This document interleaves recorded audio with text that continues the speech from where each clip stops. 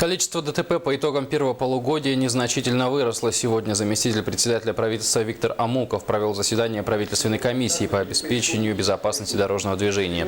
За 6 месяцев этого года на территории Якутии произошло 450 автоаварий. Рост составил 7%. Незначительно выросло и количество пострадавших. Их число составило 564 человека. Но в то же время почти на треть сократилось количество погибших с 60 до 43. Кроме того, отмечается достаточно высокое количество ДТП с участием неопытных водителей. Госавтоинспекции и органов исполнительной власти мы добились снижения по нетрезвым водителям, хотя количество задержанных в состоянии алкогольного опьянения у нас растет, аварийность снижается. То есть пресекаем этот самый грубый вид нарушения. То, что касается неопытных водителей, тоже есть снижение незначительное, 4,6% от общего количества со стажем водительским, имеющих стаж водителей до 3 лет. Но то, что касается подготовки, здесь есть, конечно, проблемы. Проблемы это наших автошкол, которые обучают кандидатов в водителей.